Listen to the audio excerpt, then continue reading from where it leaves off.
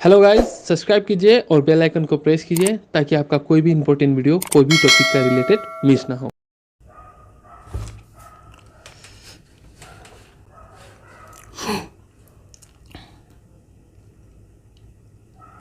सो guys, hello, welcome back. अभी हम start करेंगे बहुत ही important chapter and very interesting chapter genetics का, that is principle of inheritance and variation.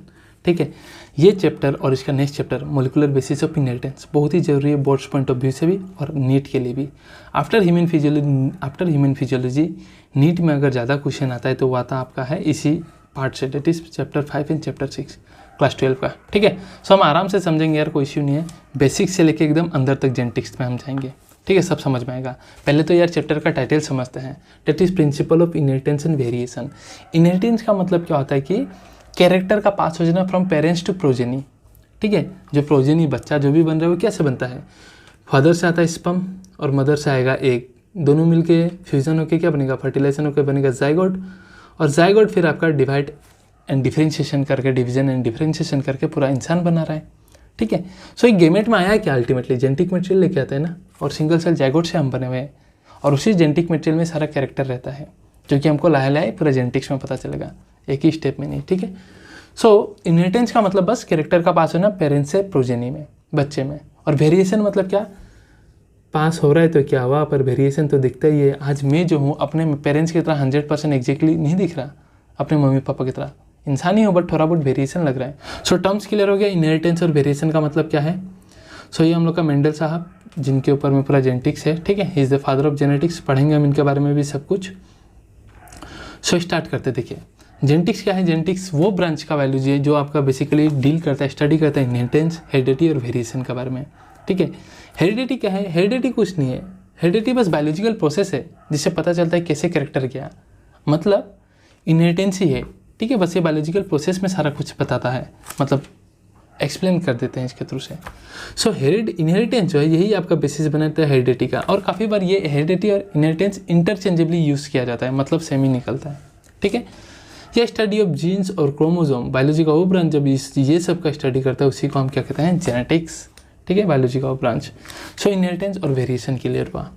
Next आपको दो टर्म क्लियर करना है स्टार्ट करने से पहले, that is character and trait. ठीक है, कैरेक्टर मतलब क्या? एक फीचर जो कि प्रेजेंट रहेगा ऑफस्प्रिंग में भी, पेरेंट्स में भी। ठीक है, जैसे मैं बता दूँ अगर हेयर, ठीक है, तो हेयर कलर बता देता हूँ मैं, character hair colour. So it is hair colour is a character. इसका वेरिएंट हो सकता है, किसी का ब्लैक हेयर हो सकता है, किसी का रेड हेयर हो सकता है, किसी का वाइट हेयर हो सकता है। ठीक है, सो कैरेक्टर एक फीचर है, और ट्रेट क्या है? उसका वेरिएंट है। क्या ट्रेट क्या है? उसका वेरिएंट है कैरेक्टर। जैसे कि बात करूँ आई कलर, आई कलर एक कैरेक्टर है, पर उसका वेरिएंट क्या हो सकता है? किसी का ब्लू आई, किसी का ब्राउन आई। ठीक है, जो कोई भी एक कैरेक्टर का वेरिएंट होगा उसे हम कहेंगे ट्रेट। क्लियर है? आगे हमारा बहुत काम आने वाला है ये सब चीज़, इसलिए हम चलते हैं वन बाय वन। देखिए, all this are trait, different colour, and see this is variation. Exact तो कोई होता नहीं है। ठीक है, और अभी बहुत इंपॉर्टेंट टर्म्स में हमको आना है, डेट इज एलील। ठीक है, सो एलील जानने से पहले मैं आपको थोड़ा बता देना चाहता हूँ जीन्स के बारे में। सो हमने क्लास 11 में बायो में कुछ में पढ़ा है कि हम लोग का जो डीएनए होता है वो क्या होता है? डबल स्ट्रैंडेड होता है। नेक्स्ट चैप्टर में फिर से डिटेल्स में पढ़ेंगे, डोंट वरी। ठीक है, हम लोग का डीएनए जो होता है वो डबल स्ट्रैंडेड होता है। एक सेल जो हमको दिखता भी नहीं है, उसमें आपका 2.2 मीटर का डीएनए ठूंस के रखा जाता है, जब फोल्डिंग करके। ठीक है, पढ़ेंगे कैसे पैकेजिंग होता है डीएनए का। एक सेल जो दिखता भी नहीं, उसमें कितना मीटर का डीएनए? 2.2 मीटर। इतना बड़ा डीएनए होगा, सोचो, 2.2 मीटर। ठीक है, सो इसका मतलब डीएनए का लेंथ अल्टीमेटली एक सेल में 2.2 मीटर होता है। कैसे? नेक्स्ट चैप्टर में बताएंगे। बस यहाँ कुछ एक बात बताना है, वही बताने के लिए ये एक्सप्लेन कर रहा हूँ। ठीक है, सो डीएनए का जो पूरा लेंथ होता है वो फंक्शनल होता है। डीएनए का कोई पार्ट ही फंक्शनल होता है। ठीक है, कोई पार्ट ही फंक्शनल होता है। फंक्शनल का कहने, फंक्शनल इन द सेंस कि वो पार्ट अपने आप को एक्सप्रेस करेगा। That part will express itself in the form of protein और एंजाइम और in the form of character. So पहले डीएनए से जो पार्ट फंक्शनल होता है वहाँ से आपका बनता है आरएनए, एमआरएनए, मैसेंजर आरएनए। एक बेसिक जस्ट रखिए, और इस प्रोसेस को हम कहते हैं ट्रांसक्रिप्शन। फिर एमआरएनए से आपका एक प्रोसेस होता है ट्रांसलेशन, उससे क्या बनता है? हमारा protein, and character are express in the form of protein. ठीक है, सो अल्टीमेटली डीएनए का वो पार्ट जो प्रोटीन बनाएगा, या जो अपने आप को एक्सप्रेस करता है कैरेक्टर के फॉर्म में, डेट इज प्रोटीन ही बना के, उसी पार्ट ऑफ डीएनए को हम बोलते हैं जीन। क्या, फिर बता रहा हूँ, इसको हम बहुत डिटेल्स में पढ़ेंगे नेक्स्ट चैप्टर में, बस बता दे रहा हूँ, ठीक है। सो जीन जब भी बोले तो सिंपल एक लाइन का डेफिनेशन क्या होगा, it is the functional part of DNA. क्या, फंक्शनल पार्ट ऑफ डीएनए, क्योंकि डीएनए इतना बड़ा है एक सेल में 2.2 मीटर, सारा पार्ट फंक्शनल होता है। जो पार्ट फंक्शनल है मतलब वो एमआरएनए से प्रोटीन, एमआरएनए बनाता है ट्रांसक्रिप्शन से, और एमआरएनए से आपका प्रोटीन बनाता है, उस प्रोसेस को हम कहते हैं ट्रांसलेशन, ठीक है। सो वही पार्ट जो डीएनए का है, ठीक है, उसी पार्ट को हम बोलते हैं आपका जीन, ठीक है। That is functional part of DNA is called gene.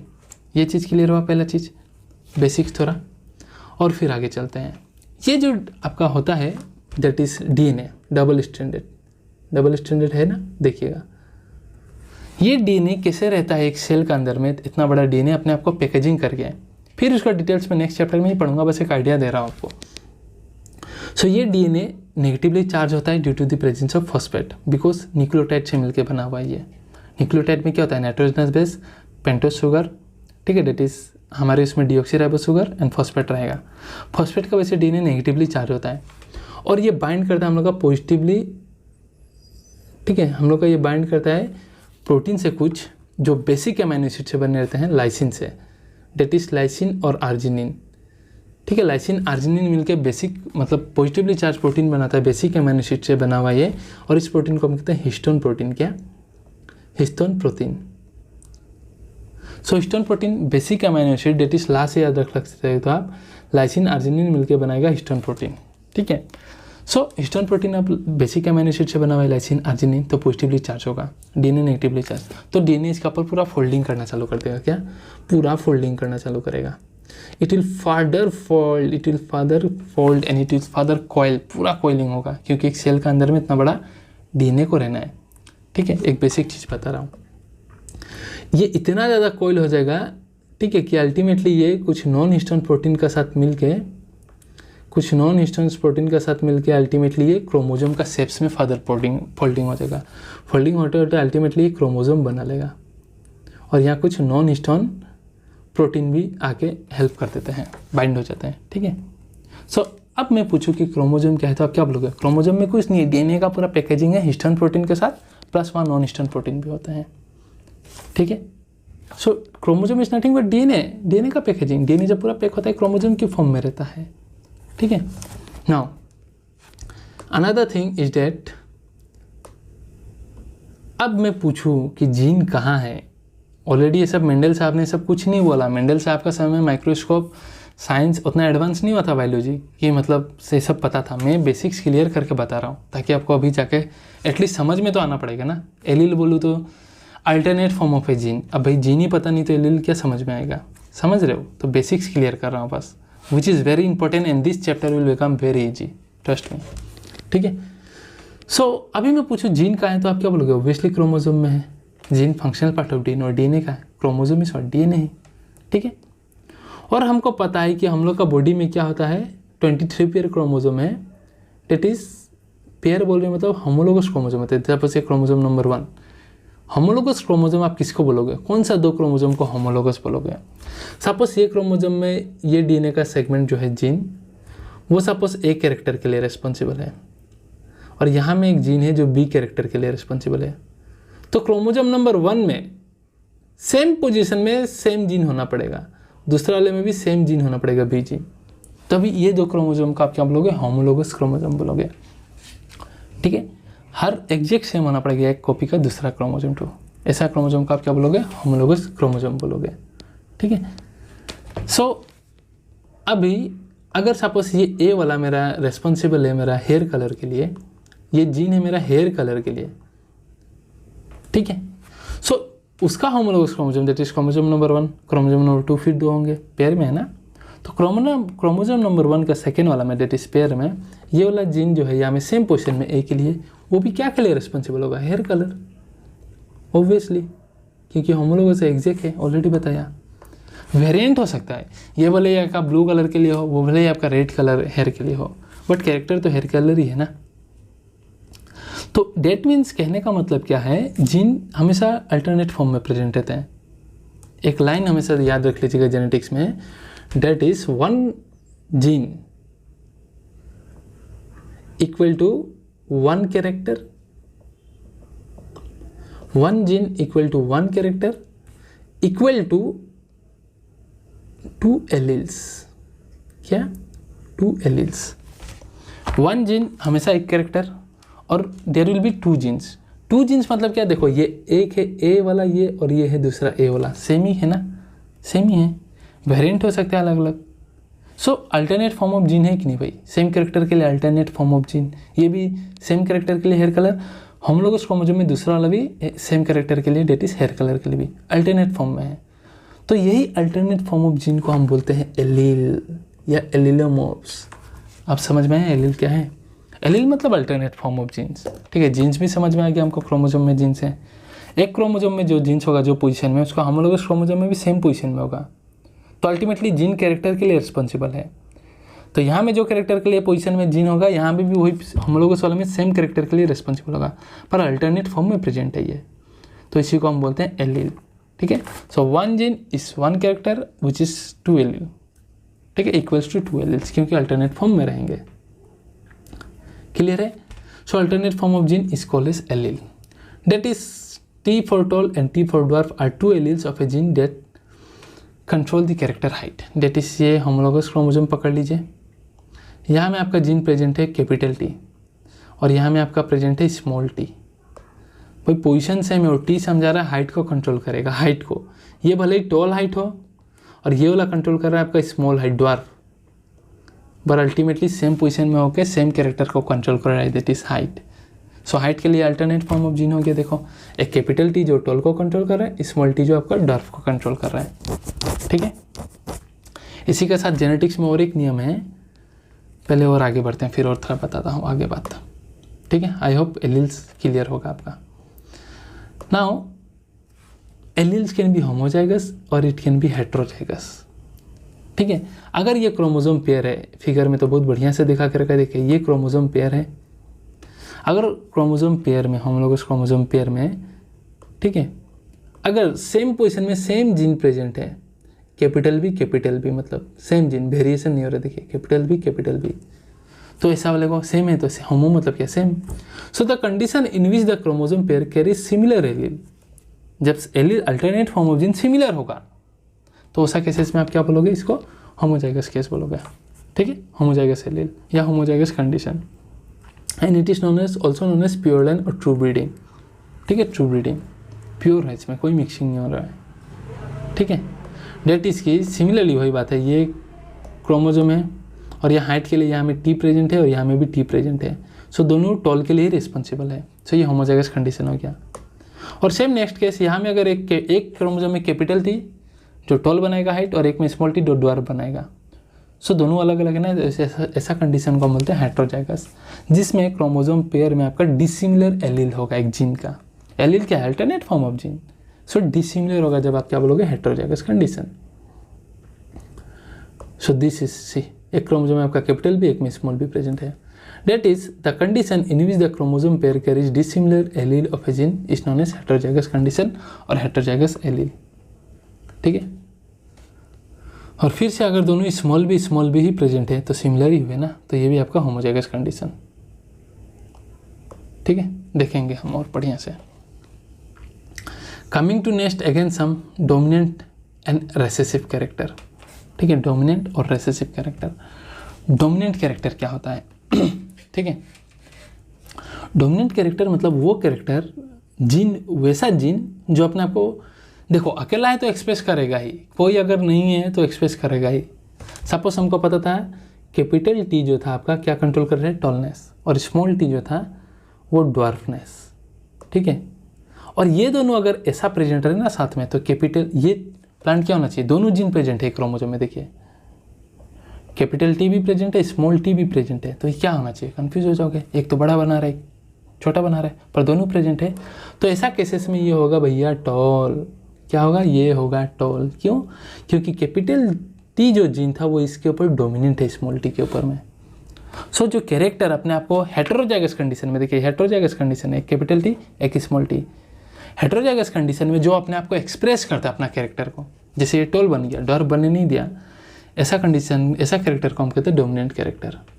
और जो अपने आप को सप्रेस रहता है, ये कि small T suppress heterozygous condition में एक्सप्रेस नहीं हो पा रहा है, तो इसको हम क्या बोलेंगे, रिसेसिव कैरेक्टर। ठीक है, so the character which is express in heterozygous condition it is known as your dominant character and it is indicate by capital letter. Dominant character हमेशा कैपिटल लेटर से ही समझाया जाता है और रिसेसिव स्मॉल लेटर से। ठीक है, इसको ध्यान रखना एकदम। And the character which is suppress in heterozygous condition, जो कैरेक्टर सप्रेस है बाय हेटेरोजाइगस कंडीशन में स्मॉल टी, उसको हम बोलते हैं क्या, हेटेरोजाइगस रिसेसिव कैरेक्टर। रिसेसिव है भाई, डोमिनेट नहीं हो पा रहा है। जैसे आपके घर में पिताजी नहीं है तो आप क्या बनोगे, हीरो हीरो। ठीक है, हीरो एकदम गुंडागर्दी, वीडियो गेम, पढ़ाई नहीं, मस्ती। पर पिताजी होते ही क्या करोगे, सर झुकाओगे, बैठा रहोगे। अच्छा ठीक है, क्यों, बिकॉज आपके पिताजी डोमिनेंट है, आप रिसेसिव हो, सप्रेस होकर बैठे हो, हेटेरोजाइगस कंडीशन। जैसे ही पिताजी गया, यू नो, मस्ती और आपका जैसे मतलब डोमिनेंट कैरेक्टर नहीं रहेगा, आप अपने आप को एक्सप्रेस कर दोगे। ठीक है, वो दिखाऊंगा अभी मैं। So the character which is suppress in heterozygous condition it is called recessive character and it is express by small letter. ठीक है, और दूसरा बात, जेनेटिक्स का कोई भी कैरेक्टर, ठीक है, जब हम लेते हैं, सपोज पकड़ लो हाइट का कैरेक्टर टॉल एंड ड्वार्फ, समझने का कोशिश करना। सो हमको पता है टॉल जो होता है, में से सब प्लांट टॉल ही होते हैं। सो डोमिनेंट वाला जो कैरेक्टर है वो टॉल ही है और रिसेसिव कैरेक्टर क्या है, ड्वार्फ। सो डोमिनेंट कैरेक्टर हम कैपिटल लेटर लिखते हैं। सो टॉल का तो मैं कुछ भी लिख दूँ, जी लिख दूँ व पी लिख दूँ, तो ऐसा नहीं होता है जेनेटिक्स में। जेनेटिक्स में एक डोमिनेंट और एक रिसेसिव कैरेक्टर जो है ना, सो डोमिनेंट कैरेक्टर का हमेशा पहला लेटर लोगे, डेट इज टी का क्या लोगे आप, कैपिटल टी, समझाने के लिए, एलील्स को समझाने के लिए। ठीक है, एंड रिसेसिव कैरेक्टर को आप ड्वार्फ है तो आप यहाँ स्मॉल डी नहीं लोगे, ध्यान रखना, स्मॉल डी नहीं लेंगे हम। रिसेसिव कैरेक्टर को कौन सा लेटर, स्मॉल लेटर से समझाएगा, बट लेटर क्या होगा, डोमिनेंट कैरेक्टर का small letter, that is a capital T है तो आपका यहाँ सॉरी क्या हो जाएगा, रिसेसिव वाला क्या हो जाएगा, स्मॉल टी हो जाएगा, नॉट स्मॉल डी। डोमिनेंट क्या था, टॉल था, तो कैपिटल टी लिया तो उसी का स्मॉल टी होगा रिसेसिव। जैसे कि पी प्लांट पे मैं बताता हूँ, आपका राउंड सीड का शेप राउंड डोमिनेंट होता है एंड येलो जो होता है वो रिसेसिव होता है। राउंड डोमिनेंट है और येलो क्या होता है भैया, रिसेसिव होता है। सो मैं बोल रहा हूँ अब एलील लिखो भाई। सो राउंड डोमिनेंट में बता रहा हूँ तो ये कैपिटल लेटर में लिखना पड़ेगा। सो एलील क्या लिखोगे, कौन सा लेटर में लिखोगे आप, तो एलील लिखोगे आप आर, राउंड डोमिनेंट का। येलो रिसेसिव है तो आप स्मॉल वाई नहीं लिखोगे, ये कैपिटल आर का स्मॉल से लिखोगे, डेट इज स्मॉल आर। तो स्मॉल आर से आपको क्या समझ में आएगा, ठीक है। और sorry this is not yellow, sorry I am extremely sorry, ये तो कलर हो गया ना, राउंड, और ये राउंड एक कैरेक्टर हो गया, कलर अलग कैरेक्टर हो गया, I am very extremely sorry. ये जो आपका दूसरा कैरेक्टर होगा, एक राउंड अगर डोमिनेंट है तो आपका रिंकल रेसेसिव होता है, रिंकल से टेढ़ा में का मटर होता है ना, टेढ़ा में का मटर, चपटा सा थोड़ा, ठीक है। सो वो हो गया, रिंकल हो गया, सॉरी एकदम ध्यान दीजिएगा। I have to cut actually this part, में कट ही कर दूंगा, छोड़ो कोई कट नहीं, सॉरी फॉर डेट, ओके। इस पार्ट को मैं थोड़ा फर्स्ट कर दूंगा। सो राउंड डोमिनेंट है और आपका येलो जो है डेट इज, और रिंकल जो है वो रेसेसिव है। तो रिंकल को आप डब्ल्यू नहीं लिखोगे, क्या लिखोगे, स्मॉल आर लिखोगे, क्योंकि राउंड आपका डोमिनेंट समझा के रखा हुआ है, ठीक है। Now your what is phenotype and genotype. Phenotype का मतलब याद रखना physical expression, that is external appearance of a character.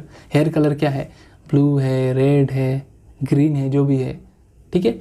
So phenotype मतलब external appearance of a character. Genotype मतलब genetic constitution of a character, कि जेनेटिकली वो कैसा है। टॉल है तो कैसा टॉल है, अगर कैपिटल टी, और देखो एक कैरेक्टर है टॉलनेस, तो एलील तो दो ही होगा, और हमको पता है कैपिटल टी डोमिनेंट एलील है, ठीक है। तो कैपिटल टी रह गया मतलब टॉल होगा, और दोनों कैपिटल टी है सपोज, तो ये क्या हो गया, होमोजाइगस टॉल हो गया। क्या, होमोजाइगस टॉल, टॉल तो होगा ही प्लांट पर होमोजाइगस टॉल। कैपिटल टी रहा और स्मॉल टी रहा, क्योंकि एक कैरेक्टर दो एलील ऑलरेडी हमने देखा, ठीक है। कैपिटल टी स्मॉल टी रहा तो भी ये टॉल ही होगा, बट ये क्या होगा, हेटेरोजाइगस टॉल होगा। जेनेटिकली हम क्या बोलेंगे, हेटेरोजाइगस टॉल, हेटेरोजाइगस टॉल। और स्मॉल टी रहा मतलब कोई डोमिनेंट है ही नहीं एलील इसमें, तो ये क्या होगा, डॉर्फ होगा। बट कैसा डॉर्फ होगा, जेनेटिकली आप कैसा डॉर्फ बोलोगे, होमोजाइगस डॉर्फ, ठीक है। सॉरी होमोजाइगस रेसेसिव एलील बोलोगे इसको, होमोजाइगस डॉर्फ, क्लियर है। सो इसके बारे में और अच्छे से पढ़ेंगे। और हाइब्रिड मतलब क्या भाई, मैटिंग करवा दो, दो अनलाइक पेरेंट्स का हाइब्रिड बन जाएगा आपका, ठीक है, पढ़ के आए हैं, चैप्टर 9 में भी हमने पढ़ा है इसके बारे में। सो ये सब इसको जानना बहुत ज़रूरी था। इसके बाद अब जो है आपका जेनेटिक्स हो जाएगा एकदम easy, that is my assurance. अब पूरा चैप्टर समझ जाओगे आप, एवरीथिंग हो जाएगा, ठीक है।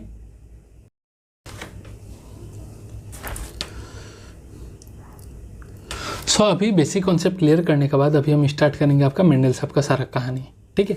सो बेसिकली एक ऑस्ट्रेलियन मॉन्क थे जिन्होंने हाइब्रिडाइजेशन एक्सपेरिमेंट किया था 7 साल के लिए गार्डन पीस पे, ठीक है, जिसे साइंटिफिक नेम क्या है, स्पाइजम सताइवम। कौन सा ईयर से कौन सा ईयर याद रखना है, ये भी 1856 से लेकर 1863 तक, ठीक है। और बाद में इन्होंने अपना पेपर पब्लिश किया 1865 में, ठीक है। तो इन्होंने इनका सक्सेस क्यों हुआ मतलब, और ये इनका काम जो है 1900 तक अनडिस्कवर रहा, ठीक है। अनफॉर्चुनेटली ये 1884 में मेंडल साहब का डेथ हो गया और इनका काम का रिकॉग्निशन ही नहीं मिला। 1900 में इनका काम का रिकॉग्निशन मिला बाय 3 साइंटिस्ट, ठीक है, Hugo de Vries, Karl Correns and von Tschermak. क्यों ये फेलियर हुए, इनका रिजल्ट क्यों सक्सेसफुल हुआ, मतलब success for Mendel and why he failed at time, इसका वर्क जो था अनडिस्कवर क्यों रहा, वो सब कारण हम सब पढ़ेंगे, ठीक है। And is a father of genetics, ठीक है, मेंडल साहब Gregor Johann Mendel, full name इनका। सो आते हैं नेक्स्ट, डेट इज मेंडल ने क्या किया, ये हाइब्रिडाइजेशन एक्सपेरिमेंट कर रहे थे पी प्लांट पे, तो कैसे किया, हाइब्रिडाइजेशन एक्सपेरिमेंट क्या, सिंपल, ऑलरेडी मैंने चैप्टर 2 में बता के रखा है, sexual reproduction in flowering plant, 1 shot में, ठीक है, बहुत डिटेल्स में चैप्टर है, नहीं देखे हो तो लिंक डिस्क्रिप्शन में दे दूंगा, जाके देख लीजिएगा। क्या होता है इसमें, अगर आपका डेट इज पी जो है आपका, पी आपका क्या है, यूनिसेक्सुअल है ना बाइसेक्सुअल, ये आपका बाइसेक्सुअल फ्लावर होता है, इसमें मेल और फीमेल सेम बॉडी में प्रेजेंट होता है, ठीक है, मेल और female reproductive structure, that is stamen and carpel. So इनको पोलिनेशन करवाना है, सेल्फ पोलिनेशन करवाना है, तो क्या करना पड़ेगा अब इनको, ठीक है। तो ये क्या करेंगे, पहले एंथर को काट देंगे। क्यों एंथर को काटे, ये सपोज ये ऐसा है, पकड़ लो, ये एंथर है सपोज, ये मतलब स्टामेन है और ये कार्पेल है, पकड़ लो सपोज, ठीक है। कार्पेल का 3 पार्ट होता है, स्टिग्मा, स्टाइल, ओवरी, वो सब ऑलरेडी वहीं बता के रखा हुआ है चैप्टर 2 में। और ये पकड़ लीजिए स्टामेन है। सो अगर पहले स्टेप क्या होता है कि इनको ये स्टामेन को काट दिया जाता है ताकि ये स्टामेन इसको पोलिनेट ना कर पाए। मैं जिसे चाहता हूँ वो पोलन ग्रेन से मैं पोलिनेट करवाऊँ इस फीमेल पार्ट को। सो पहले मैं स्टामेन को काटूंगा, इसे मैं क्या कहता हूँ, इसे मैं कहता हूँ इमास्कुलेशन, ठीक है, that is removal of anther, ठीक है, from one plant to avoid pollination, ताकि सेल्फ पोलिनेशन ना कर पाए, इसे मैं बोलता हूँ आपका इमास्कुलेशन, ठीक है। नाउ अब क्या होता है, इसके बाद अभी इसको कोई पोलिनेशन ना कर दे बोल के मैं क्या करूँगा, इसको बटर पेपर से ढक के रख दूंगा, इसे मैं कहता हूँ बेगिंग टेक्निक, ठीक है। और जब फीमेल का स्टिग्मा जब रिसेप्टिव हो जाएगा तो इस पेपर को, बटर पेपर को हटा के मैं क्या करूँगा, कलेक्शन जो भी पोलन ग्रेन कलेक्ट किया हुआ है, ठीक है, वो मैं फीमेल में ट्रांसफ़र कर दूँगा, डस्टिंग कर दूँगा, ठीक है। और बाद में क्या करूँगा, मैं जो भी जर्मिनेट होगा आफ्टर पोलिनेशन, फर्टिलाइजेशन होने के बाद जो भी सीड्स बनेगा उससे नेक्स्ट जनरेशन में मैं ऑफस्प्रिंग बनाऊँगा, ठीक है, इस तरीके से। सो सिंपल स्टेप होता है, ऑलरेडी वहाँ देख के रखे हुए हम।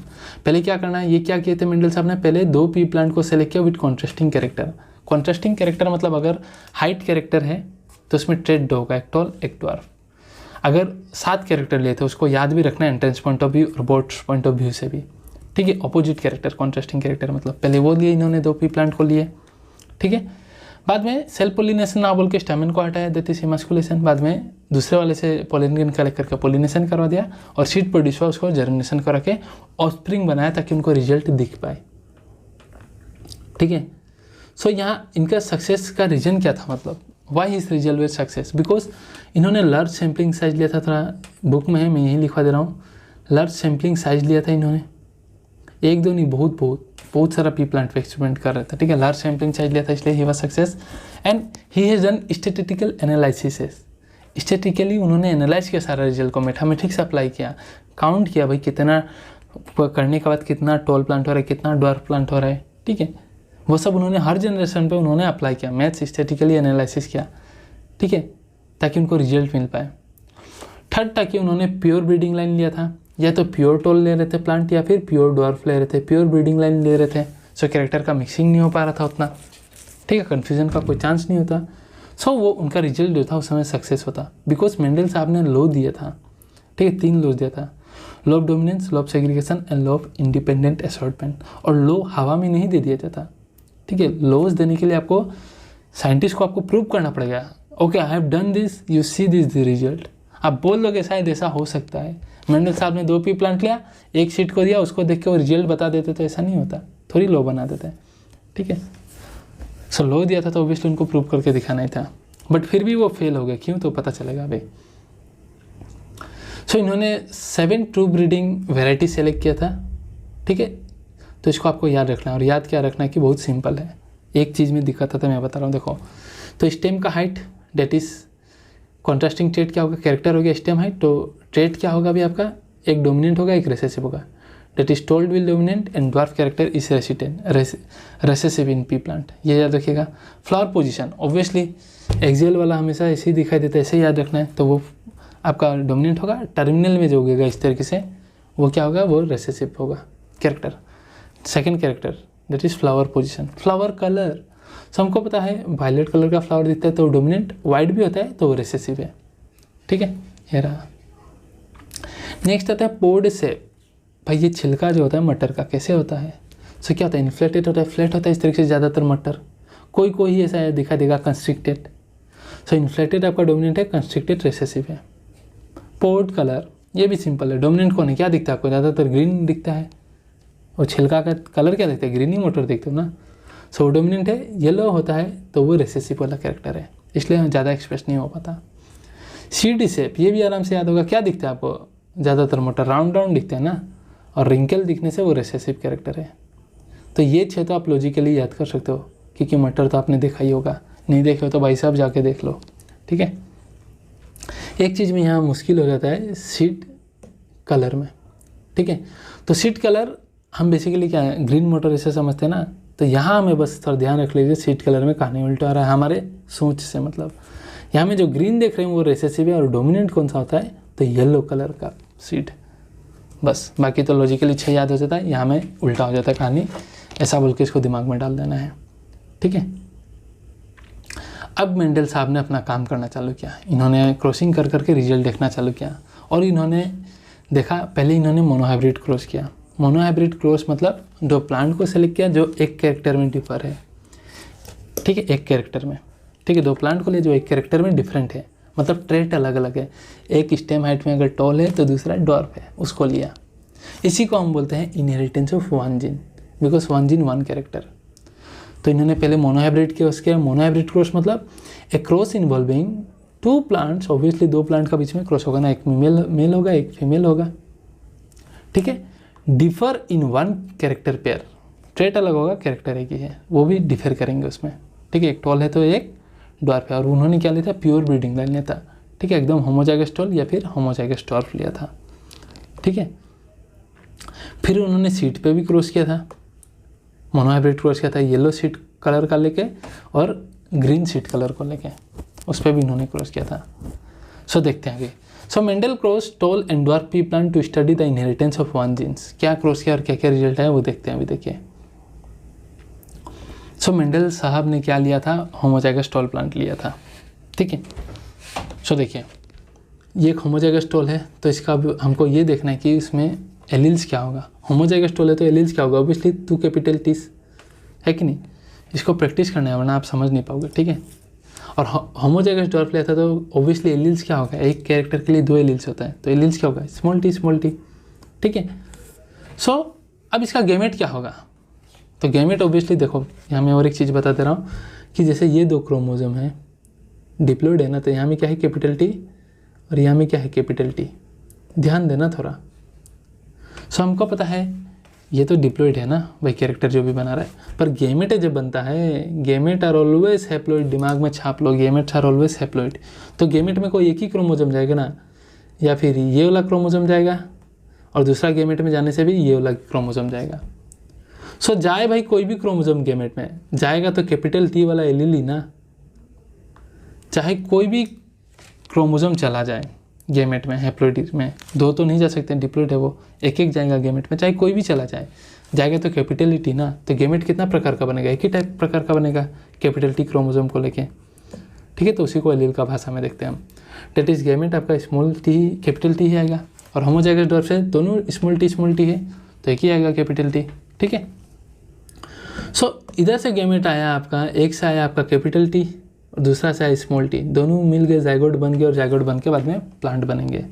सो दोनों में क्या होगा, आपका कैपिटल टी स्मॉल टी के साथ कंबाइन करेगा, तो इसका मतलब F1 में आपके सारे के सारे टॉल आ गए, ठीक है।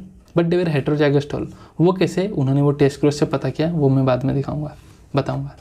आप इसे ही देखो ना, देख के हमको पता लग रहा है कि ये क्या होगा। Obviously capital T small T का कंबाइन करके क्या बनेगा, टॉल तो बनेगा, because capital T is dominant, और एक रेसेसिव अपने आप को एक्सप्रेस नहीं कर पाएगा, तो ये टॉल होगा, बट हेटेरोजाइगस टॉल। फिर उन्होंने क्या किया, F1 के प्लांट को, इस प्लांट का सीड को उन्होंने फिर से क्रॉसिंग करवा के ग्रो करवाया, ठीक है।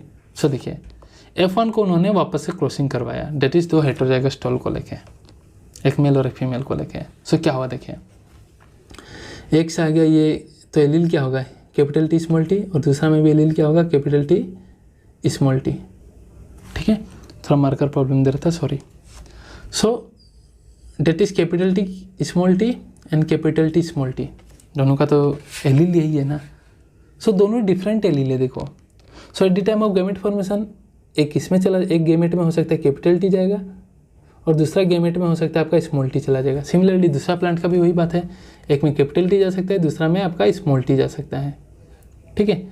सो उसके बाद इन्होंने क्रॉसिंग किया F1 वाले को, ताकि F2 में इनको जनरेशन मिले, और आप ये जो है प्रोबेबिलिटी जो है आपका ऑफस्प्रिंग का बाय क्रॉसिंग का जो प्रोबेबिलिटी होता है ना, उसको आप पुनेट स्क्वायर से निकाल सकते हो। पुनेट स्क्वायर जो है उसमें बेसिकली क्या होता है, हमको एक तरफ में मेल गेमेट प्लेस करना पड़ता है, एक तरफ फीमेल गेमेट प्लेस करना पड़ता है, और हमको प्रोबेबिलिटी निकल जाता है कि ऑफस्प्रिंग क्या होगा, अभी मैं दिखाऊंगा। And this was given by Reginald C Punnett साहब, ये साइंटिस्ट है, उन्होंने दिया। He was a British geneticist, इसको भी ध्यान रखना है, पर बताऊंगा ये आगे में, ठीक है। सो अब देखो, यहाँ से हमको 2 प्रकार का गेमेट मिल सकता है, capital T small T alleles containing, and यहाँ में 2 प्रकार का गेमेट मिलेगा जो 2 प्रकार का एलील कंटेन करेगा।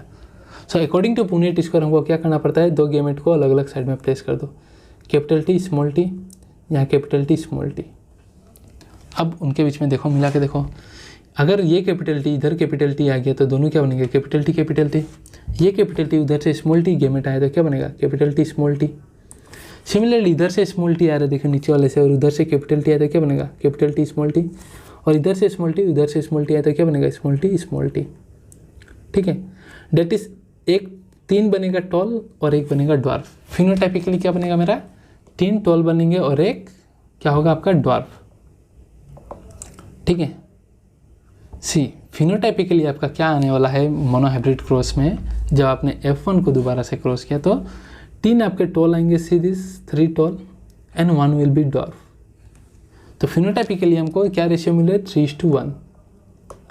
क्या रेशियो मिले, 3:1, that is 3 will be tall and 1 is small, ठीक है। और जीनोटाइपिकली देखें, अंदर से जाके देखें तो क्या दिखाई दे रहा है, एक होमोजाइगस टॉल है, ये 2 भी टॉल है, बट कैसा है, हेटेरोजाइगस टॉल है, कैपिटल टी स्मॉल टी, और एक ड्वार्फ है। सो जीनोटाइपिकली देखा जाए, जेनेटिक कंस्टिट्यूएंट देखा जाए तो रेशियो मुझे क्या मिलेगा, 1:2:1, that is 1 is homozygous tall, 2 is heterozygous tall and 1 is homozygous dwarf. तो मोनोहाइब्रिड का phenotypic ratio 3:1 and genotypic ratio 1:2:1, ठीक है। और अगर डायहाइब्रिड क्रॉस करोगे ना, तो डायहाइब्रिड क्रॉस में फिनोटाइपिक और जीनोटाइपिक रेशियो इसका स्क्वायर करके ही आप निकाल दोगे, वहाँ हम देखेंगे। पर देखो, दैट इज 3:1 को स्क्वायर करने से क्या आएगा, 9:3:1 आने वाला है, ठीक है। ये हम लोग का डायहाइब्रिड, ये जो रेशियो दिखा रहा हूँ, ये वाला रेशियो होगा मेरा डायहाइब्रिड क्रॉस का। सो डायहाइब्रिड क्रॉस करने से पहले आपको रेशियो पता चल गया, हम देखेंगे वहाँ करके, ऐसा नहीं है, बस मैं ट्रिक दे रहा हूँ। सिमिलरली वहाँ का भी आपका ये जीनोटाइपिक रेशियो आप इसका स्क्वायर करके निकाल सकते हो, क्या आएगा, 1:2:1, फिर 2:4:2, फिर 1:2:1, स्क्वायर करके देख लो, यही आएगा। पर ये डायहाइब्रिड क्रॉस का आएगा, मैं दिखाऊंगा, ठीक है। सो इस सब से आप क्या कंक्लूजन निकाल सकते हो, देखिए मेंडल ने जब एक प्योर टॉल और प्योर ड्वार्फ को लेकर क्रॉस किया तो आपका जो F1 में था सारे के सारे टॉल आए, और F1 में एक भी ड्वार्फ आया नहीं, पर पेरेंट में तो एक ड्वार्फ था, होमोजाइगस ड्वार्फ, बट F2 में वापस से वो ड्वार्फ कैरेक्टर आ गया। F1 में एक्सप्रेस नहीं किया पर अपने आप को F2 में एक्सप्रेस किया।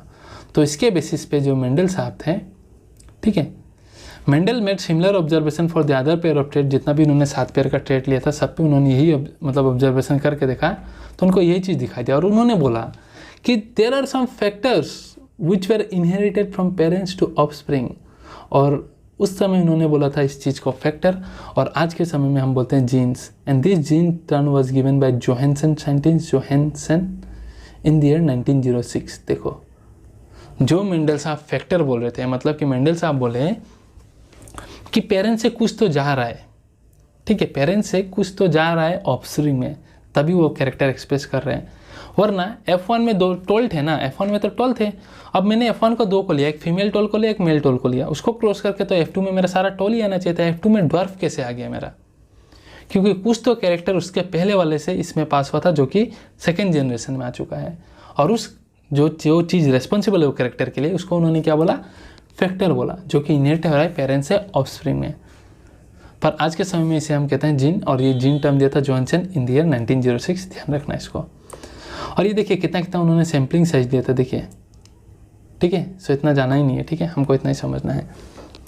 और इसके बेसिस पे इन्होंने मेंडल साहब जो था काफ़ी कुछ बोल के गए। That is F1 TT1 self pollinated produces gametes. Obviously 2 प्रकार का गेमेट बनाया गया, कैपिटल T एलील का, एक स्मॉल T एलील का, in equal proportion.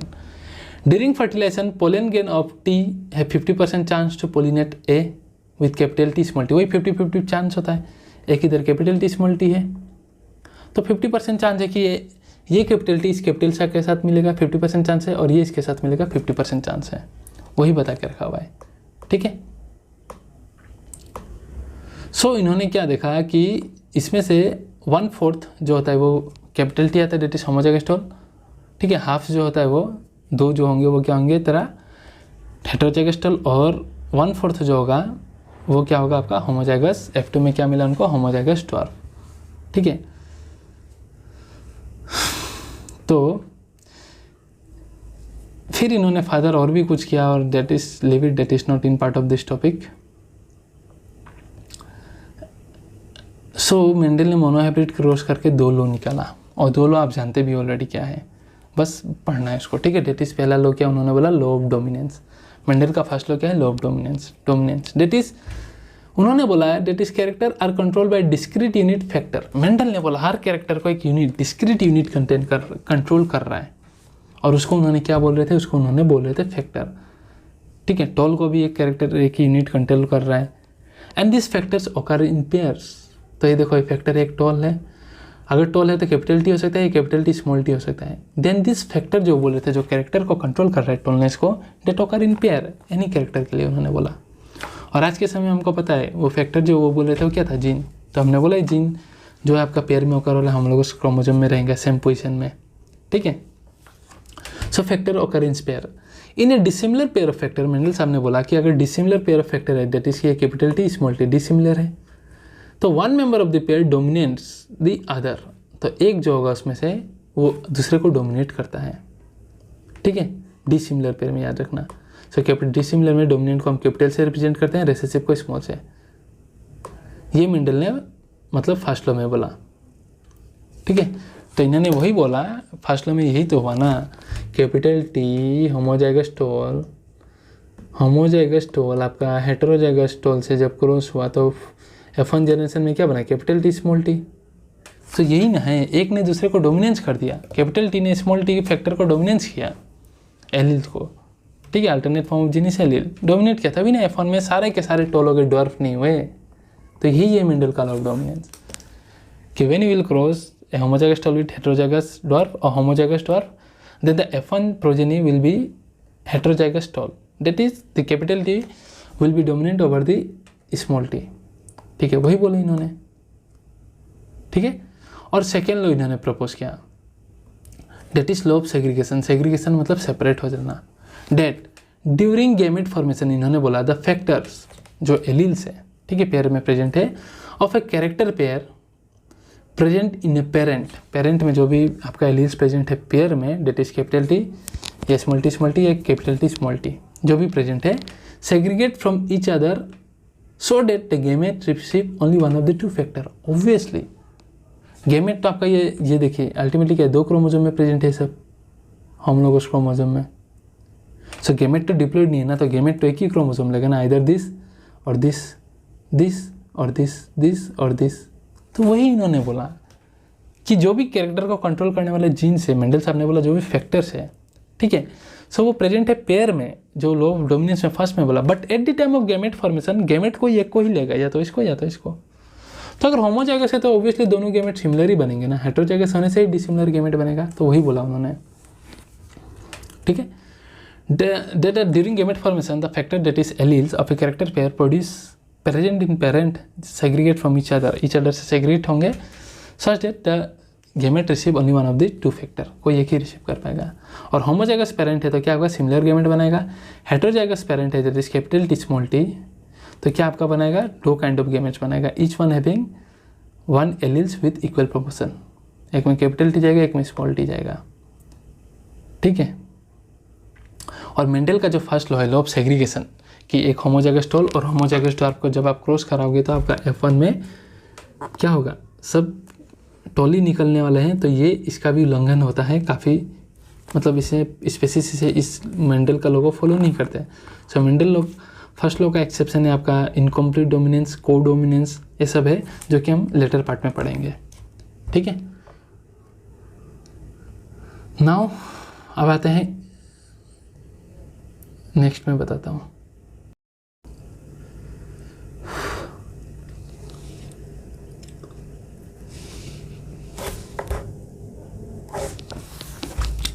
So monohybrid course हमने ख़त्म कर लिया, और मैंने क्या बोला कि मेंडल को भी उस समय, देखो मैं क्या बोल रहा हूँ कि उस समय उतना माइक्रोस्कोपिक डेवलप नहीं था, क्रोमोसोम क्या है पता नहीं उतना अच्छे से क्लियरली।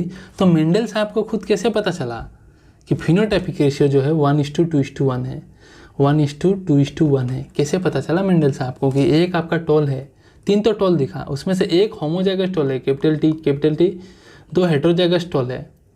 ये मेंडल साहब को खुद कैसे पता चला, तो ये मेंडल साहब को पता चला आपका टेस्ट क्रॉस से। किससे, टेस्ट क्रॉस से। सो टेस्ट क्रॉस से हम it is use to find the unknown genotype of a character, ठीक है। अभी मैं इसको एकदम क्लियरली बता दे रहा हूँ, कॉन्सेप्ट को था सुनिएगा। अननोन कोई भी कैरेक्टर का अननोन जीनोटाइप को आपको पता चल जाएगा टेस्ट क्रॉस से। टेस्ट क्रॉस मतलब क्या, जिसका आप पता करना चाहते हो उसको आप रेसेसिव पेरेंट से क्रॉस कर दो। किसके साथ, रेसेसिव पेरेंट से क्रॉस कर दो। सो ये एग्जांपल जो दिया हुआ है बुक में, ये लास्ट में समझा दूंगा, बट मैं अपना टॉल वाला ही एग्जांपल ले रहा हूँ। देखो सो उसमें रेसेसिव कैरेक्टर क्या था, स्मॉल टी, क्लियर है, स्मॉल टी। अभी ये एक्स है जो मेरे को पता करना है, ये प्लांट का मेरे को कैरेक्टर पता करना है, ये क्या है, मतलब होमोजाइगस टोल है ना, हेटेरोजाइगस टोल है, ये मेरे को पता करना है, ठीक है। सो चलो मैं कंडीशन से अब इसको क्रॉसिंग करवाता हूँ। मान लेता हूँ मैं, ये पता नहीं है हमको, देखो मान लेता हूँ मैं, देखो कि ये होमोजाइगस टोल है, क्या होमोजाइगस टोल है। अगर होमोजाइगस टोल है तो क्या हो सकता है, एक वाले होमोजाइगस टोल से तो एक ही प्रकार का गेमेट आएगा, और इसमें से भी एक ही प्रकार का गेमेट आएगा, तो सारा प्लांट क्या बनेंगे। अगर ऐसा होता है तो गेमेट आगे सारा प्लांट क्या बनेंगे, कैपिटल टी स्मॉल टी, मतलब all toll. Please soon low 2 minute, all toll, ठीक है। सिमिलरली यहाँ मेरे को फिर से रेसेसिव वाले से क्रॉस करना है, यही एक्स को, मेरे को पता नहीं है क्या है। पकड़ लेता हूँ मैं कि ये आपका हेटेरोजाइगस कंडीशन में था, मेरे को पता नहीं है, मैं जस्ट देख रहा हूँ। सो अगर हेटेरोजाइगस कंडीशन में था ये, तो क्या होगा, 2 प्रकार का गेमेट बनेगा यहाँ, कैपिटल टी स्मॉल टी। सो क्या होगा, एक बार बना लीजिए पुण्य टी स्क्वायर भैया, स्मॉल टी लिखो, इधर कैपिटल टी स्मॉल टी लिखो, सब रिजल्ट क्या आएगा। चलो फटाफट बनाते हैं, फटाफट देखो सही है, कैपिटल टी स्मॉल टी, फिर ये स्मॉल टी और स्मॉल टी।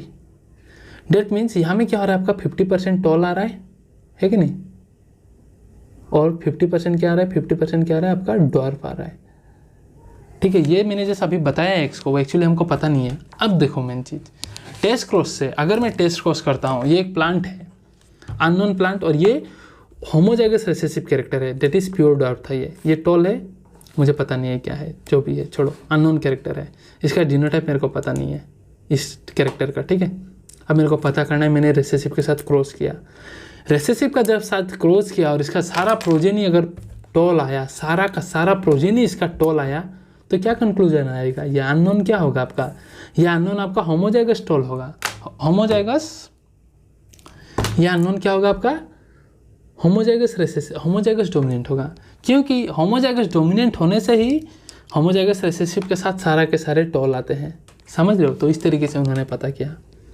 एक प्लांट लिया, होमोजाइगस रेसेसिव के साथ क्रॉस किया, अगर सारा टॉल आ गया, सारा का सारा अगर टॉल आ गया, तो उन्होंने कंक्लूजन लिया कि यह अननोन का जीनोटाइप क्या होना पड़ेगा? होमोजाइगस डोमिनेंट ही होना पड़ेगा, तभी टॉल आएगा। और ये अननोन है, नेक्स्ट वाले पे आता है, और ये प्लांट है और रेसेसिव प्लांट है। इसके साथ मैंने रेसेसिव प्लांट के साथ ये अननोन को जब क्रॉस किया और मैंने देखा कि मेरा प्रोजेनी टॉल भी आ रहा है, ड्वार्फ भी आ रहा है, तो ऐसा कंडीशन कब होगा कि आपका टॉल भी आएगा, ड्वार्फ भी आएगा? जब होमोजाइगस रेसेसिव के साथ कौन heterozygous tall, heterozygous dominant character आपका क्रॉस करना पड़ेगा। ठीक है, सो वो एक्स जो हम इसका जीनोटाइप हमको क्या पता चला? इसका पता चला भाई ये टॉल तो है पर क्या है? Heterozygous tall. ठीक है, दैट इज इस प्लांट को मैंने, अननोन प्लांट को मैंने हेट्रोजाइगस रेसेसिव के साथ, होमोजाइगस रेसेसिव के साथ क्रॉस किया और क्रॉस करके मैंने देखा कि मेरा जो रिजल्ट है वो टॉल भी आ रहा है, ड्वार्फ भी आ रहा है। तो मैं बता दूंगा भाई इसका जीनोटाइप हेट्रोजाइगस में है। ठीक है, क्योंकि हेट्रोजाइगस नहीं होने से सारा के सारे यहाँ टॉल, मतलब ये ड्वार्फ और टॉल और ड्वार्फ आते ही नहीं। आप करके देख लो, समझा है? तो यही सिंपल सा कॉन्सेप्ट है। सो वही यहाँ में भी देख के रखा हुआ है, एक्सप्लेन करके रखा हुआ है। ठीक है, सो समझना था, वैसे इसको समझा दिया मैंने। और टेस्ट क्रॉस मतलब रेसेसिव के साथ क्रॉस करना, बैक क्रॉस मतलब डोमिनेंट रेसेसिव जब किसी के साथ भी क्रॉस करोगे तो आप उसको क्या बोलोगे? आप उसको बोलोगे बैक क्रॉस। तो मेंडल ने कंडक्ट किया test cross to determine the F2 genotype, genotype क्या है बोल के। ठीक है, so now coming again to the, Mendel ने अब 2 जीन को कंसिडर किया, 2 जीन मतलब 2 कैरेक्टर। ठीक है, so it is a cross between 2 parent of spring in 2 pair of contrasting character. अब 2 पेयर को उन्होंने लेके कंट्रास्टिंग कैरेक्टर को, 2 पेयर ऑफ कंट्रास्टिंग कैरेक्टर को लेके उन्होंने क्रॉस किया। ठीक है, so he made a cross between pea plant with round seed shape, क्या है? राउंड, एक कैरेक्टर हो गया, and colour yellow colour seed, तो 2 कैरेक्टर हो गया, shape and colour. And wrinkle shape recessive हो गया, और ग्रीन कलर हमने देखा था ग्रीन भी रेसेसिव है। ठीक है, सो राउंड येलो सीड को उन्होंने क्रॉस किया रिंकल ग्रीन के साथ, दैट इज शेप और कलर, 2 कैरेक्टर को लेकर उन्होंने क्रॉस किया। ठीक है, तो इसी को हम बोलते हैं dihybrid cross, that is inheritance of 2 genes. ठीक है, तो देखो अभी ध्यान देना है। So homozygous obviously true line लिए तो क्या था? होमोजाइगस आपका राउंड येलो होगा एंड होमोजाइगस रिंकल ग्रीन होगा। राउंड अगर होमोजाइगस है तो क्या आएगा? एक कैरेक्टर 2 एलील, और राउंड है, डोमिनेंट है, राउंड हमको पता है, तो आर ही लिखेंगे हम। सो क्या लिखोगे आप? R R. और येलो भी डोमिनेंट है तो पहला लेटर क्या आएगा? Y Y. सिमिलरली अपोजिशन में क्या आ जाएगा आपका? रेसेसिव वाले में राउंड का क्या था? रिंकल, तो यहाँ स्मॉल आर, और ग्रीन येलो का रेसेसिव है तो स्मॉल वाई। समझ में आया? सो कैपिटल आर इक्वल है, तो कोई एक गेमेट में कोई एक ही जाएगा, कोई एक ही जा रहा है। और कैपिटल वाई दोनों एलील इक्वल है, तो कोई एक ही गेमेट में जाएगा आपका, डेट इज गेमेट आपका सारा का सारा कैपिटल आर और कैपिटल वाई का ही बनेगा। ठीक है, और आपका स्मॉल आर है तो कोई एक ही आने वाला है एलील, चाहे कोई भी एक आ जाओ, बात तो एक ही है। और स्मॉल वाई है तो कोई एक ही आने वाला है। तो ये होमोजाइगस रेसेसिव में से जो गेमेट कॉम्बिनेशन होगा ये बनने वाला है, इसमें से जो है ये बनने वाला है आपका। ठीक है, सो इसको आप एक मेथड से भी कर सकते हो, फोर्क लाइन मेथड में बता दे रहा हूँ, एग्जाम में आपको कन्फ्यूजन नहीं होगा। जब 2 कैरेक्टर का होगा तो पहले वाले को आप ऊपर नीचे लिखना, देखो आर, नेक्स्ट वाले को इधर से लिखना, दोनों से 2 बार करना। इधर देखो ऊपर से भी 2 बार, नीचे वाले से भी 2 बार। अब इसका रिजल्ट मिलाओ, सो क्या आएगा? Gamete capital R capital Y, इसमें भी कैपिटल आर कैपिटल वाई, इसमें भी कैपिटल आर कैपिटल वाई, और इसमें भी कैपिटल आर कैपिटल वाई। तो देखा, सारा एक ही प्रकार का गेमेट बनने वाला है। इसे हम कहते हैं फोर्क लाइन मेथड। पहले वाले को आप 2 लाइन में लिखो, जैसे कि ये देखो कैपिटल आर कैपिटल वाई। अब मुझे गेमेट कॉम्बिनेशन बनाना है, कितना बनेगा? सो लिखो ना, एक कैरेक्टर वाले स्मॉल आर लिखो, फिर नेक्स्ट वाले को दोनों से 2 बार कर दो, दैट इज कैपिटल वाई और स्मॉल वाई, फिर इसके साथ भी स्मॉल वाई। तो सारा कॉम्बिनेशन क्या बनेगा आपका? Small R small Y. ठीक है, सारा एक ही पॉसिबल, एक ही टाइप का ही गेमेट बनने वाला है। और इधर से जब इनका क्रॉसिंग हुआ, इधर से जब हुआ, तो क्या होगा?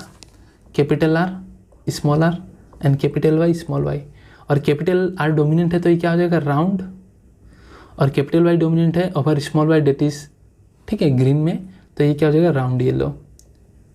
सो एज पर लॉ ऑफ डोमिनेंस की F1 में क्या होगा आपका सारा का सारा डोमिनेंट कैरेक्टर ही एक्सप्रेस होगा, ठीक है, that is capital R small R capital Y small Y, इन दोनों का जब कॉम्बिनेशन होगा, डेट इज F1 में सब राउंड येलो होंगे बट हेटेरोजाइगस कंडीशन में, ठीक है। और मेंडल फिर से इसको क्रॉस किया, F1 को सेल्फिंग करवाया इसने, इसे वाले को फिर से इन्होंने सेल्फिंग करवाया फीमेल के साथ, तो उसका भी क्या होगा सेम ही होगा, सब तो होमोजाइगस हेटेरोजाइगस राउंड येलो ही थे ना, तो उसका भी सेम होगा। तो अब इनका गैमेट कॉम्बिनेशन क्या होगा आप खुद बनाओ, कैसे, फोर्क लाइन मेथड से, अगर मुश्किल हो रहा है तो, ठीक है। तो देखो इसमें क्या है, अभी कैपिटल आर स्मॉल वाला एक कैरेक्टर का, तो लिखो ना capital R small R, clear. Capital Y small Y दूसरा का क्या है आपका कैपिटल वाई स्मॉल वाई, तो लिखो इधर कैपिटल वाई स्मॉल वाई, लिखो कैपिटल वाई स्मॉल वाई। अब गैमेट का कॉम्बिनेशन बना दो भैया, तो क्या होगा कैपिटल आर कैपिटल वाई, ठीक है, गैमेट कॉम्बिनेशन एक तो ये बन रहा है कैपिटल वाई, दूसरा में capital R small Y, third में small R capital Y, and fourth में क्या बन रहा है small R and small Y. तो देख लो भैया, आप मिला के देखो फोर्क लाइन मेथड से मेरा हुआ कि नहीं, आप देखो। सो हाँ capital R capital Y and your capital R small R capital Y देखो, and your small R small Y. So इस तरीके से आप गैमेट बना लेना। सो सेकेंड और हेटेरोजाइगस में हमको 4 प्रकार का गैमेट कॉम्बिनेशन देखने को मिल रहा है। सो दोनों का 4-4 प्रकार का गैमेट कॉम्बिनेशन होगा। सो हो गया भाई, पुनेट स्क्वायर को लगा दो ना, पुनेट स्क्वायर लगा दो, इसको प्रैक्टिस करना है आपको, लगा दो 4 गैमेट, एक तरफ गैमेट लगा दो मेल का इस तरीके से 4 प्रकार का गैमेट, दूसरी तरफ लगा दो फीमेल गैमेट 4 प्रकार का मिल रहा है। अब क्रॉसिंग का रिजल्ट निकालो, प्रोबेबिलिटी का रिजल्ट। पुनेट स्क्वायर भाई साहब ने तो वही बता के गए है ना, तो निकालो क्या होगा इसमें से, आर आर हो गया तो क्या होगा आपका कैपिटल आर और कैपिटल वाई, तो ऐसा लिख दो। यहाँ में भी डोमिनेंट वाला को पहले लिखना है, देखो कैपिटल आर आ रहा है, इधर से क्या गया, इधर वाले से क्या गया, इधर से आपका कैपिटल वाई, उधर में भी क्या है, उधर में स्मॉल वाई है, पर सिमिलरली इसमें क्या होगा कैपिटल आर और फिर क्या आ रहा है यहाँ से स्मॉल आर, यहाँ से कैपिटल वाई आ रहा है और यहाँ से भी कैपिटल वाई। यहाँ में क्या हो रहा है आपका कैपिटल आर, इधर से ऊपर वाले से क्या आ रहा है स्मॉल आर, ठीक है, इधर से कैपिटल वाई और ऊपर वाले से क्या स्मॉल वाई, फिर नीचे वाला का, इधर से नीचे से आपका क्या आ रहा है कैपिटल आर, ऊपर से आ रहा है कैपिटल आर, इधर से स्मॉल वाई, ऊपर से आ रहा है कैपिटल वाई। तो कैपिटल वाई डोमिनेंट और स्मॉल वाई ऐसा लिख देते हैं ताकि रिजल्ट इंटरप्रेट करने में ईजी होगा। सिमिलरली इसको आपको प्रैक्टिस कर लेना है, बनाते जाओ ना, गैमेट बन गया तो कैपिटल आर कैपिटल आई क्या बनेगा आपका, दोनों स्मॉल वाई, यहाँ कैपिटल आर स्मॉल आर, फिर ये capital Y small Y, capital R small R और फिर दोनों तरफ से स्मॉल वाई। इधर में क्या होगा कैपिटल, इधर में तो स्मॉल आर है पर वहाँ में देखो, यहाँ में ऊपर में कैपिटल आर स्मॉल आर और दोनों में capital Y, capital R small R फिर कैपिटल वाई, खुद से करते रहो, ठीक है। फिर दोनों तरफ से स्मॉल आर आ रहा है और कैपिटल वाई आ रहा है, ठीक है। फिर से दोनों तरफ से आपका स्मॉल आर और एक में कैपिटल वाई है तो ऊपर वाले में स्मॉल वाई है, फिर यहाँ एक में कैपिटल आर तो दूसरा में स्मॉल आर। जेनेटिक कॉम्बिनेशन बना रहे हैं भैया, मुश्किल कुछ नहीं है। कैपिटल आर और capital Y small Y, capital R small R और फिर दोनों तरफ से स्मॉल वाई आ रहा है, दोनों तरफ से स्मॉल आर, एक से कैपिटल वाई दूसरा से स्मॉल वाई आ रहा है, दोनों तरफ से कैपिटल आर और कैपिटल वाई स्मॉल वाई आ रहा है। तो इस तरीके से आपका कितना कॉम्बिनेशन बनेगा, 16 कॉम्बिनेशन बनेगा, 16। सो आपको एग्जाम में ये सब बना के दिखाना पड़ता है। इनफैक्ट आपका बोर्ड का एग्जाम में भी ये डायहाइब्रिड रहा था, तब वीडियो बनाया था मैंने, ठीक है। सो ऐसा करके बनाना है। अभी आपको इसमें से देखना है कैरेक्टर, देखो उसको तो मैं याद करवा दूंगा पर देख लो, यहाँ कैपिटल आर आ गया तो क्या कैरेक्टर होगा, राउंड, और कैपिटल वाई आ गया तो येलो। सिमिलरली ये राउंड और कैपिटल वाई स्मॉल वाई है तो क्या होगा, कैपिटल वाई स्मॉल वाई तो क्या होगा, yellow. Capital R small R तो राउंड और कैपिटल वाई है तो yellow, capital R small R तो राउंड फिर ये येलो। इस तरीके से देखते जाओ। फिर थर्ड देखो, राउंड येलो, फिर ये क्या होगा, कैपिटल आर तो राउंड होगा, बट स्मॉल वाई होने से क्या होता था, मेरा कलर ग्रीन होता था क्योंकि वो रेसेसिव था। सो ये क्या होगा, राउंड ग्रीन शीट होगा, ठीक है। Similarly capital small R round और ये येलो, फिर ये राउंड फिर ये ग्रीन, स्मॉल वाई है दोनों, ये राउंड येलो, फिर स्मॉल आर होने से क्या होता था, रिंकल होगा तो रिंकल येलो, फिर ये रिंकल येलो, फिर राउंड येलो, फिर capital small R round, small Y small I आपका ग्रीन, फिर स्मॉल आर है तो रिंकल और कैपिटल वाई स्मॉल आई है तो राउंड, फिर small R wrinkle, small Y आपका ग्रीन। तो F1 में मेरा रिंकल ग्रीन एक भी नहीं था, बट F2 में वापस से आ गया। ठीक है, मेंडल लॉ ऑफ सेग्रीगेशन जो मेंडल ने बोला, वापस से वो आ गया। सो ये आपका टोटल बनता है 9:3:3:1 रेशियो। ये जो है आपका क्या बनता है, इसका फिनोटाइपिक रेशियो क्या ऑलरेडी मैंने बता दिया था। 3:, मोनोहाइब्रिड का फिनोटाइपिक रेशियो क्या था 3:1। इसको होल स्क्वायर करो, इंटू करो, इसको 3:1 × 3:1 इंटू करो, क्या होगा 3 3 जा 9, 3 1 जा 3, तो 9:3:3:1। जिसमें से नोट आपका क्या होगा, डोमिनेंट वाला आएगा, homozygous dominant, that is round yellow. 3 क्या आएगा आपका राउंड, ठीक है, बट येलो नहीं है, क्या आएगा राउंड ग्रीन। फिर 3 क्या आएगा आपका, अब ये राउंड नहीं होगा, ये क्या होगा रिंकल, ठीक है, और ग्रीन नहीं होगा, ये क्या होगा आपका येलो। और एक आपका एग्जैक्ट होमोजाइगस रिसेसिव वाला आएगा, that is your wrinkle green. So 9:3:3:1 आएगा। 9 आपका राउंड येलो आएगा, आप देख लो फिगर में गिनती करके खुद क्रॉस करके भी 3 राउंड ग्रीन आएगा, 3 रिंकल येलो आएगा और 1 रिंकल ग्रीन आएगा। ठीक है, सो ये हो गया आपका फिनोटाइपिक रेशियो। ठीक है, ठीक है, और जीनोटाइपिक रेशियो भी देख लेते हैं, इजी है, याद तो करवा ही दूंगा। जीनोटाइपिक रेशियो क्या था, मोनोहाइब्रिड क्रॉस का क्या था 1:2:1, होल स्क्वायर मार दो आ जाएगा, तो 1:2:1 एक सेम रहेगा, फिर स्क्वायर रूट डबल कर दो 2:4:2, इसका 2 इसका 4 इसका 2, फिर 1:2:1। तो इसको भी याद रख लेना, एंट्रेंस में काम आता है। और जीनोटाइपिकली देखना है तो आप देख सकते हो। ठीक है, यार जीनोटाइपिकली दिखा के रखा हुआ है, पर ये चाहिए नहीं शायद, यहाँ में देख के रखा है पर चाहिए नहीं होता, ये सिलेबस में शायद नहीं है। और डायहाइब्रिड क्रॉस को देखते हुए मेंडल साहब ने लॉ ऑफ इंडिपेंडेंट असॉर्टमेंट निकाला। क्या, law of independent assortment. So it is based on the result of dihybrid cross. ठीक है, it is based on the result of dihybrid cross, that is, देखो अपना क्रोमोजोम वाले style से समझाते हैं। ये क्रोमोजोम हो गया आपका, ठीक है, इधर भी बना लेते हैं। ये 2 कैरेक्टर था ना, राउंड का और येलो का सपोज। ठीक है, से पकड़ लो, राउंड के लिए यहाँ जीन प्रेजेंट है और यहाँ में भी प्रेजेंट है आपका, पकड़ लो रिंक, राउंड के लिए ही पकड़ लो, चलो कोई बात नहीं होता है, बस रिंकल के लिए पकड़ लो यहाँ में तुम। ठीक है, रिंकल के लिए डेट इज आर होगा, तो यहाँ क्या स्मॉल आर। सिमिलरली यहाँ में जो है ये क्या के लिए पकड़ोगे, येलो के लिए, एक में कैपिटल वाई है होमोलोगस में, तो दूसरे वाले में कलर के लिए, पर वहाँ में क्या होगा green, that is small Y. So at the क्या होगा इसमें कि when more than 1 pair of character are involve in a cross. ये डायहाइब्रिड का क्रॉस था तो 2 कैरेक्टर इन्वॉल्व था। ठीक है, और दोनों कैरेक्टर का जो आपका फैक्टर्स था अलग अलग क्रोमोजोम में लोकेटेड है, अलग उसका है। देखिए इसका एक अलग होमोलोगस क्रोमोजोम, इसका भी अलग एक होमोलोगस क्रोमोजोम। ठीक है, सो ये जो फैक्टर पेयर होता है इंडिपेंडेंटली सेग्रीगेट होता है from the other pair of character. Factor में से जो पेयर होता है ना, अगला कैरेक्टर से इंटरफेयर नहीं करता। मतलब कि क्या कहना चाहता हूँ मैं कि F1 का जब हमने आपका गेमेट बनाया तो 4 प्रकार का गेमेट बना। सो हो सकता है ये R एक गेमेट में ये वाला क्रोमोजोम जाए और इधर से ये वाला क्रोमोजोम जाए, हो सकता है कैपिटल R और आपका कैपिटल Y आ सकता है।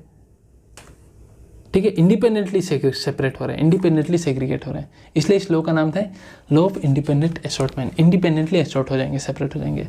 हो सकता है एक गेमेट में आपका इधर से ये क्रोमोजोम जाए, R वाला ही जाए, और इधर से आपका ये स्मॉल y वाला है, वो हो सकता है गेमेट फॉर्मेशन के टाइम में।